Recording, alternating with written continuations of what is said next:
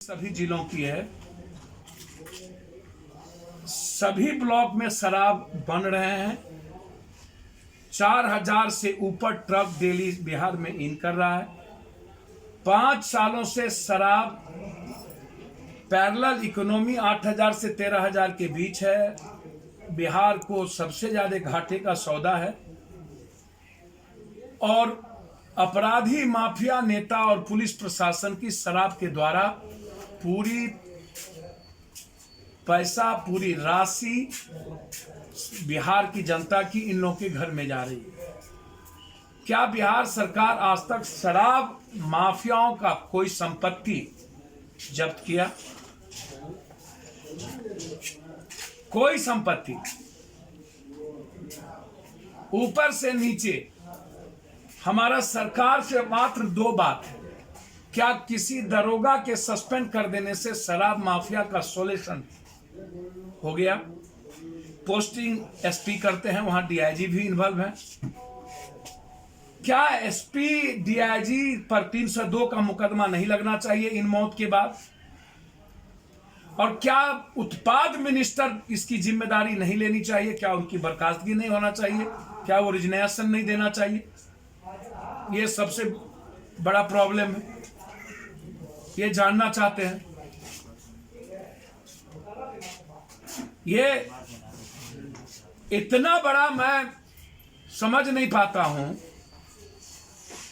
कि 5 साल नीतीश कुमार जी के शराबबंदी को हो गया, 2 करोड़ की शराब लगभग पकड़ा जा रही है।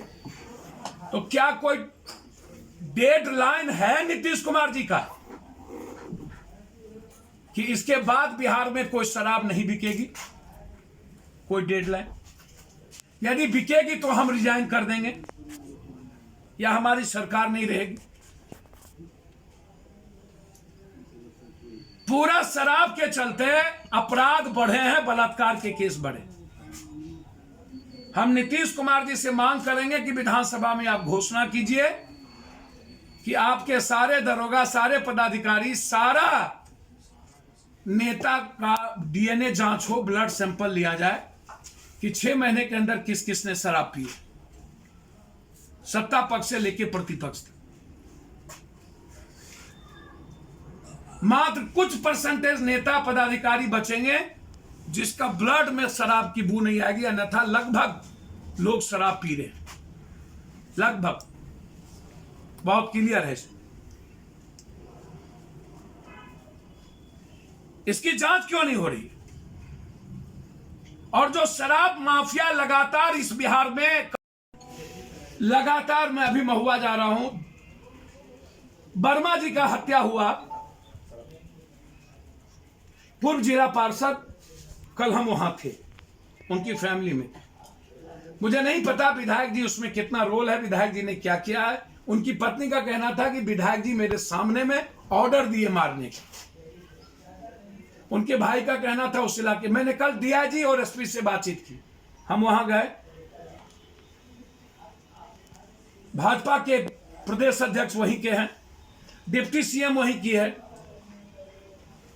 और सबसे बड़ा अपराध का केंद्र बिंदु बन गया है पश्चिमी चंपारण, बेतिया, मोतिहारी, मुजफ्फरपुर का जोन जो है अपराध का बड़ा यूनिवर्सिटी, इंटरनेशनल यूनिवर्सिटी। शराब का भी इंटरनेशनल यूनिवर्सिटी, अपराध का भी इंटरनेशनल यूनिवर्सिटी। जब 2 लोगों को आप पकड़े तो अन्य लोगों पर इन्वेस्टिगेशन क्यों शुरू कर दिए, जबकि एफआईआर एक ही हुआ था? यदि इन्वेस्टिगेशन है होगा, उनकी पत्नी का कहना है कि इन्वेस्टिगेशन सीबीआई से हो, क्योंकि मुझे भरोसा नहीं है कि देवनंदन वर्मा जी का जो हत्या हुआ उसमें न्याय मिलेगा।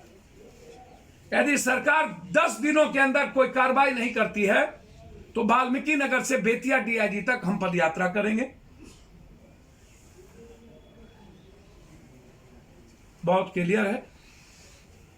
जघन्य अपराध हुए हैं, उसमें सरकार के विधायकों का एफआईआर है। विधायक है या है नहीं है, मैं ऐसा नहीं मानता हूं, लेकिन उनकी पत्नी कह रही है विधायक सामने में रह के 4 स्कॉर्पियो से मरवाए। तो क्या सरकार निष्पक्ष जांच के लिए सीबीआई इंक्वायरी कराएगी? तीसरी चीज, बहुत क्लियर है। बलात्कार, मैं उनसे जानना चाहता हूं कि कृषि में विकास, कारखाने पर उन्होंने कुछ नहीं दिया, नया बिजनेस उन्होंने नहीं लाया और नया निवेश उन्होंने नहीं लाया, तो रोजगार बढ़ाने की उन्होंने व्यवस्था कोई की नहीं। 19 लाख रोजगार, न निवेश, न कारखाने पर पैसे, न बंद फैक्ट्री पर पैसे और नया कोई बिजनेस, तो फिर रोजगार कहां से देंगे वो हम जानना चाहते हैं। सर्विस सेक्टर में भी कुछ नहीं दिया और मानव संसाधन का भी इस्तेमाल उन्होंने कुछ भी नहीं किया। कृषि नीति पर भी उन्होंने कुछ नहीं कहा, उद्योग नीति पर भी कुछ नहीं बोला। बीपीएससी का नोटिफिकेशन 2014 में हुआ, 2018 में परीक्षा लिया और 2019 में परिणाम घोषित किए गए, लेकिन आज तक इंटरव्यू नहीं लिया गया। और 20 लाख रोजगार देने की बात करने वाला 94,000 शिक्षक की बहाली अभी तक नहीं की, उसके बारे में चर्चा बजट में नहीं की गई। ना तो बंद पड़े चीनी मिल के बारे में कुछ कहे, ना रीगा चीनी मिल को आपने 60 करोड़ रुपया दी, और ना फूड प्रोसेसिंग यूनिट्स का कोई पर आप चर्चा की आपने पैसा दी, और ना ही कोई औद्योगिक इकाई स्थापित करने का पूरे बजट में जिक्र किया।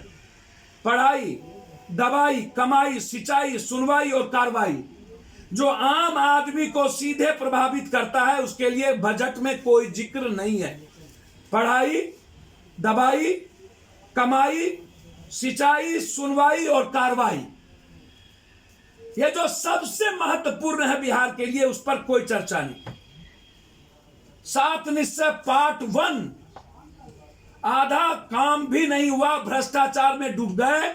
अब 7 निश्चय पार्ट 2 जल नल योजना का आधा पैसा घटा करके इन्होंने मात्र सिंचाई विभाग पर 550 करोड़ रुपया ही मात्र अलॉट किया, जिसमें तालाब भी बिहार के नहीं बनेंगे। बाहर नीतीश कुमार जी खेल स्टेडियम के लिए ये 5 सालों से लगातार बोल रहे हैं, इस बार भी कोई घोषणा कर रहे हैं, बजट नहीं मिली। नगर निगम पर भी इन्होंने कोई बजट नहीं दिया किसी भी जिले में। अब आप हमको एक बात बता दीजिए कि भ्रष्टाचार को रोकने के लिए भी इन्होंने कोई सीसीटीवी कैमरा या अन्य चीजों पर बजट नहीं दिया कि आप थाने में सीसीटीवी कैमरा लगाएंगे कि नहीं, अन्य जगहों का क्या करेंगे। अब बजट है क्या नीतीश कुमार जी का, मात्र कितना का बजट उन्होंने बढ़ाया। हम 2,11,000 अगले साल का बजट था और इस बार 2,18,000, तो 11 और 18,000 का डोनेशन क्या है। पर्यटक को लेकर के नीतीश कुमार जी से पप्पू यादव जानना चाहता है, जिसमें अपार संभावना है पर्यटक को लेकर के बिहार के डेवलपमेंट का, क्या नीतीश कुमार जी बिहार के पर्यटक पर 1 रुपया खर्चा नहीं करेंगे, यह मैं जानना चाहता हूं। इंसाफी 15 दिनों के अंदर चार्जशीट हो, बलात्कार केस में भी और शराब के केस में भी, और 6 महीने के अंदर स्पीडी ट्रायल करके आजीवन कारावास या फांसी की सजा।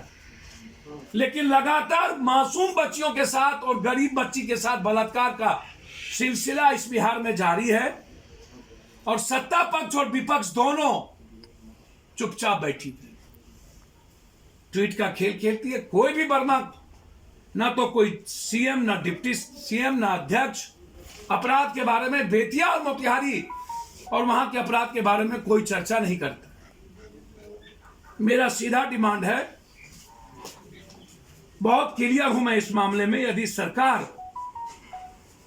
बिल्कुल नहीं सुनने को तैयार है, अंधी है, बहरी है, धृतराष्ट्र के कुनबे से कंप्लीट रूप से घिरी हुई है, विपक्ष से आप कोई उम्मीद नहीं कर सकते। विपक्ष हरियाणा का स्क्रिप्ट पढ़ता है, मंद बुद्धि का बालक है, या तो हरियाणा का स्क्रिप्ट पढ़ेंगे या नहीं तो फिर रांची पर भरोसा। और 26 दिन में 4 दिन पिकनिक मनाएंगे, फिर आएंगे ट्वीट ट्वीट का खेल खेलेंगे, बेमौसम बरसात के तरह राजनीति करेंगे।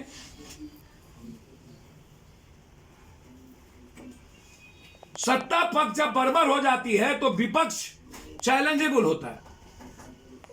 सदन में जिस तरीके से